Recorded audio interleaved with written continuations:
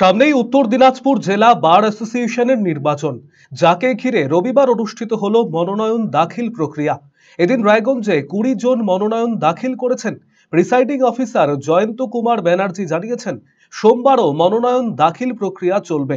26 এবং 27 নভেম্বর মনোনয়ন প্রত্যাহারের দিন ধার্য হয়েছে।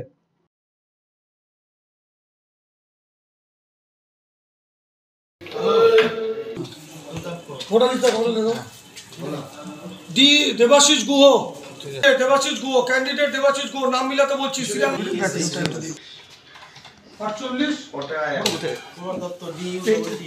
আজকে আমাদের শিডিউল ছিল যে আজকে 24/11/2024 আমাদের নমিনেশন সাবমিট হলো।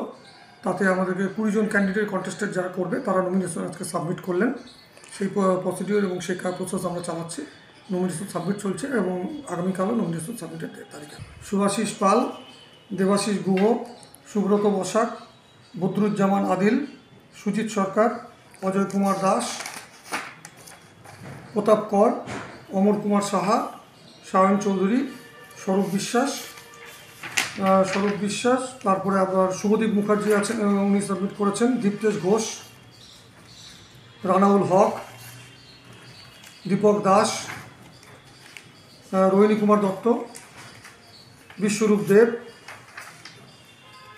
এমডি ইন্তেখাব আলী সরকার, অভিজিৎ কুমার বর্মন, প্রিয়াঙ্কা দত্ত, অর্পণ দাস।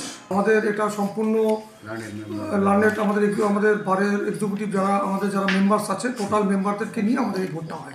এখানে কোনো সময় কোনো পলিটিক্যাল সিম্বল, পলিটিক্যাল কোনো কালার ব্যবহার করা হয় না। আর উইথড্রলের ডেট কবে? উইথড্র হয়ে যাচ্ছে 26/11 দুপুর 12টা থেকে 3টা পর্যন্ত আমরা স্ক্রুটিনি রেখেছি এবং সঙ্গে আমরা 27 তারিখও রেখেছি। উইথড্র স্ক্রুটিনি এই 2 তারিখের মধ্যে